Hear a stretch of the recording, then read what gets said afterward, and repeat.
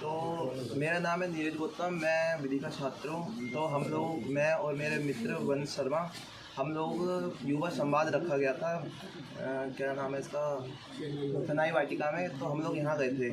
तो हम लोगों ने जैसी एंट्री ली, हमारे पास एक संविधान की बुक, तो संविधान की बुक हम लेके जैसी एंट्री लेके अंदर गए, तो उसके बाद में हम वहाँ जाकर नीचे बैठ गए थे ज़मीन पे।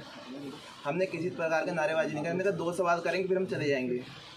तो जैसे ही हम अंदर गए तो उसके बाद में वो लोग हमें उठाने लगे कि तुम जाओ, तुम्हारी यहाँ कोई ज़रूरत नहीं है, ये है वो है, तरह तरह की गालियाँ देना वहीं से शुरू हो गई थी। फिर उसके बाद में वंश को वहीं पीटना शुरू कर दिया।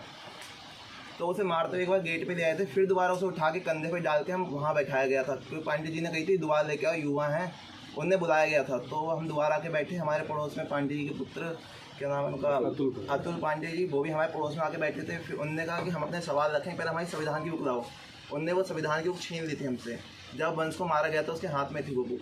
तो उनने जब बुक मांगी तो उन अतुल पांडे जी द्वारा उसको धक्का मार गया। फिर दोबारा लड़ाई हो गई थी।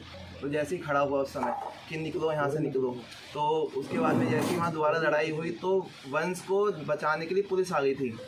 तो जैसे ही वंश को बचाने के लिए पुलिस आई तो मैं पांडे जी के पास ही, हमारी मतलब पीटा जा रहा था हम लोगों को।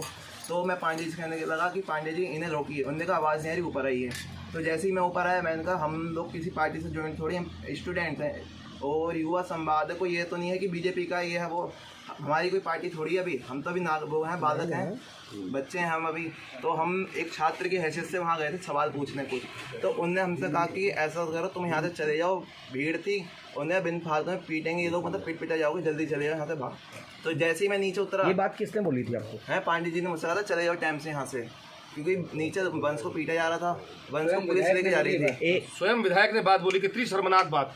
नीरज